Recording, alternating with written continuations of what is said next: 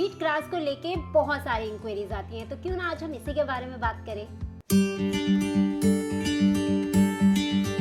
Hello, नमस्ते, सत श्री अकाल, आदाब, कैसे हैं आप सब। Welcome back again, this is your dietitian doctor happy. Wheat grass wheat grass को लेकर क्या हम व्हीट ग्रास को डेली तौर पर इस्तेमाल कर सकते हैं, व्हीट ग्रास के बेनिफिट्स क्या होते हैं, इसके साइड इफ़ेक्ट्स क्या हैं, अगर हम इसे डेली तौर पर इस्तेमाल करते हैं तो हमें कितना व्हीट ग्रास जूस कंज्यूम करना चाहिए, क्या हम इसके पाउडर, टैबलेट्स और सप्लीमेंट्स को कंज्यूम कर सकते हैं, और क्या व्हीट ग्रास कैंसर प्रिवेंशन में रोल प्ले करता है।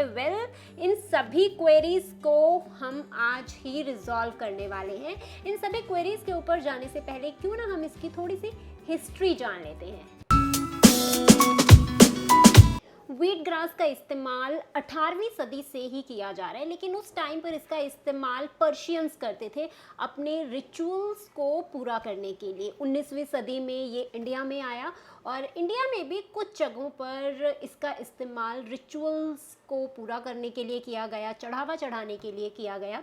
1930 में कुछ साइंटिस्ट थे जिन्होंने व्हीट ग्रास के ऊपर रिसर्च की और तब उन्हें ये चीज़ मालूम चली कि wheat grass is a nutritional power pack, और तब से बेसिकली ये इंडिया और वेस्टर्न कंट्रीज़ में पॉपुलर हो गया। लेकिन उससे पहले इसे रिचुअल्स और एनिमल फॉडर के लिए ही इस्तेमाल किया जाता था। और व्हीट ग्रास में 1930 से 1940 के बीच में ये एग्जामिन किया गया कि 20 में से 17 अमीनो एसिड जो ह्यूमन बॉडी को बनाने के लिए चाहिए वो इसमें प्रेजेंट होते हैं, और इसके साथ ही इसमें vitamin A, B, C, D, E, K, all the vitamins भी इसमें प्रेजेंट होते हैं। इसके साथ calcium, magnesium, potassium, zinc, selenium और भी बहुत सारी चीज़ें इसमें प्रेजेंट होती हैं।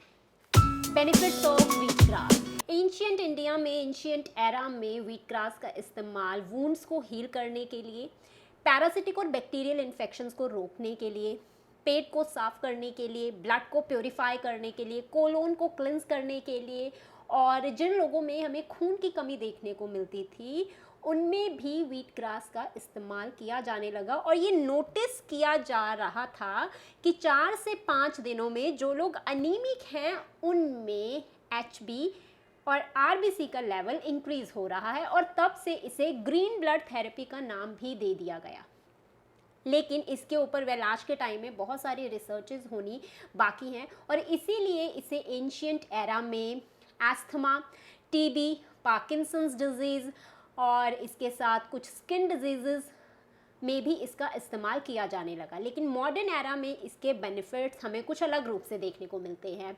व्हीट ग्रास जूस का इस्तेमाल सबसे ज़्यादा आज के टाइम में स्किन को एनहांस करने के लिए किया जा रहा है, बिकॉज इसमें ग्लूटाथायोन बहुत अच्छी अमाउंट में प्रेजेंट होता है। विटामिन सी ऑरेंज और लेमन और गुआवा में जितना प्रेजेंट होता है उससे डबल अमाउंट में विटामिन सी हमें व्हीट ग्रास में देखने को मिलता है। इसीलिए ये सैगिंग ऑफ स्किन को प्रिवेंट करता है, एक एंटी एजिंग एक्शन बनाता है, और ये पिगमेंटेशन भी स्किन की नहीं होने देता। सो इफ़ यू आर 30 और 30+ तो इसका मतलब ये आपके लिए बहुत ही ज़्यादा बढ़िया होने वाला है। और इसे एंटीऑक्सीडेंट भी कहा गया है, बिकॉज़ ये हमारी बॉडी में जो टॉक्सिन्स होते हैं, फ्री रेडिकल्स होते हैं, कार्बन डाइऑक्साइड और उसके साथ हाइड्रोजन पेरोक्साइड जैसी कुछ गैसेस हमारी बॉडी में टॉक्सिन्स के कारण ज़्यादा मात्रा में प्रेजेंट हो जाती हैं।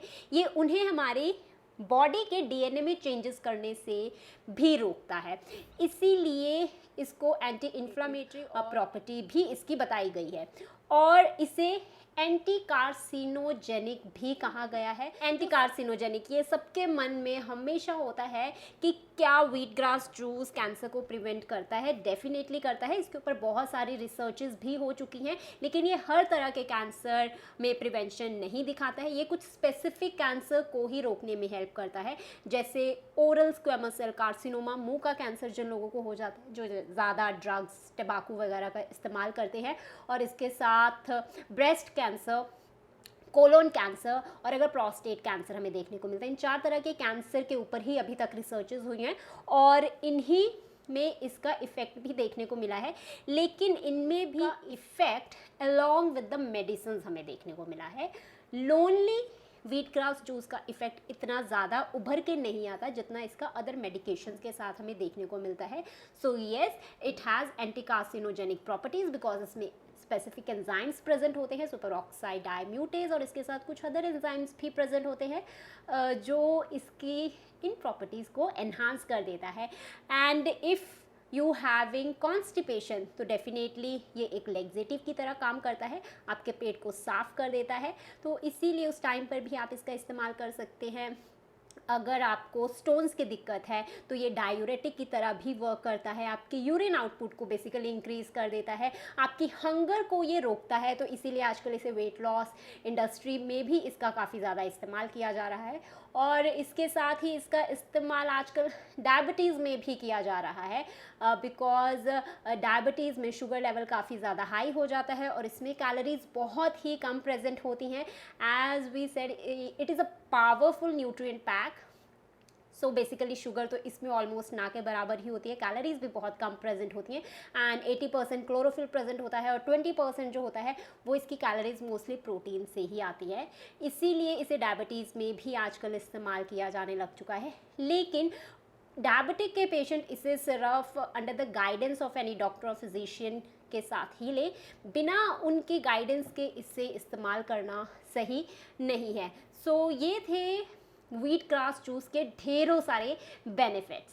Side effects of wheat grass, अगर किसी चीज़ के इतने सारे बेनिफिट्स हैं तो डेफिनेटली उसके साइड इफ़ेक्ट्स तो होंगे ही. अगर आप इसे ओवर कंज्यूम कर लेते हैं तो आपको इससे डायरिया देखने को मिल सकता है, लूज मोशन, वॉमिटिंग आपको देखने को मिल सकती है. और जिन लोगों को ग्लूटेन से एलर्जी होती है वो स्पेसिफिकली इसका इस्तेमाल नहीं कर सकते. और जो लोग डायबिटिक होते हैं बेसिकली, एज आई टोल्ड, कि उन्हें सिर्फ किसी के गाइडेंस के अंडर ही इसका इस्तेमाल करना चाहिए. उन लोगों में इसके समटाइम हार्मफुल इफ़ेक्ट्स भी हम लोगों को देखने को मिल सकते हैं. और अगर आप इसका इस्तेमाल डेली तौर पर करना चाहते हैं देन आपको इसका इस्तेमाल सिर्फ 25 ml to 30 ml ही करना चाहिए एज अ मेडिसिन के तौर पर. उससे ज़्यादा आप इसका इस्तेमाल नहीं कर सकते. और इसे बनाने का तरीका बहुत ही ज़्यादा आसान होता है. आप जितना व्हीट ग्रास लेंगे, 15 ग्राम, 250 ग्राम, जितना भी लेते हैं, आपको सेम क्वांटिटी ऑफ वाटर लेना है. अब इसे हम कंज्यूम किस टाइम पर कर सकते हैं, कुछ लोग ये भी पूछते हैं. तो आप अपनी मील से 1 घंटा या आधा घंटा पहले इसे डेफिनेटली कंज्यूम कर सकते हैं बिकॉज उस टाइम पर आपका स्टमक, आपका इंटेस्टाइन कम्प्लीटली रेडी होता है इसे मेटाबोलाइज करने के लिए, इसे तोड़ने के लिए. तो that is the best timing अगर आप व्हीट ग्रास जूस को लेना चाहते हैं. क्या व्हीट ग्रास को हम हमेशा फ्रेश ही ले सकते हैं? हम इसके टैबलेट, पाउडर या कैप्सूल फॉर्म में हम इसका इस्तेमाल नहीं कर सकते. वेल, अभी तक व्हीट ग्रास को एज अ मेडिसिन और as a dietary supplement approval नहीं दी गई है क्योंकि जब हम इसे फ्रेश कंज्यूम करते हैं तो उसी टाइम पर इसके जो ढेरों बेनिफिट्स हैं वो हमें देखने को मिलते हैं. इसीलिए USFDA, food safety and standard authority of India, और यूरोपियन ऑर्गेनाइजेशन ने भी इसे एज अ मेडिसिन अप्रूवल नहीं दी है क्योंकि जब इसकी प्रोसेसिंग की जाती है, इसे ट्रांसफ़र किया जाता है as a tablet, as a powder और या फिर कैप्सूल फॉर्म में, तब इसके इतने सारे बेनिफिट्स नहीं देखने को मिल रहे. तो इसीलिए अगर आप इसका इस्तेमाल करना चाहते हैं तो डेफिनेटली आपको फ्रेश फॉर्म में ही इसका इस्तेमाल करना चाहिए अगर आप इसके बेनिफिट्स को लेना चाहते हैं. अदरवाइज़ मैं कहना चाहूँगी कि आपको इसका इस्तेमाल नहीं करना चाहिए because it is a herbal medicine. Daily तौर पर इसका इस्तेमाल करना मे बी आप लोगों के लिए इतना ज़्यादा सही नहीं है, लेकिन फिर भी अगर आप करना चाहते हैं then go for fresh wheat grass juice, और जिसकी क्वांटिटी सिर्फ 25 ml to 30 ml ही होनी चाहिए. Thanks for watching the video. If you like the video hit the like button. आपको इनमें से कौन सा बेनिफिट व्हीट ग्रास का सबसे ज़्यादा अच्छा लगा मुझे कॉमेंट सेक्शन पर लिखकर ज़रूर बताना. और अगर अभी तक इस चैनल को सब्सक्राइब नहीं किया है then do subscribe the channel and hit that bell icon ताकि मेरी लेटेस्ट नोटिफिकेशन आप लोगों तक ज़रूर पहुँचे. Thanks for watching the video. I will meet you in the next video. Till then take care, bye bye, be safe, be healthy and be happy.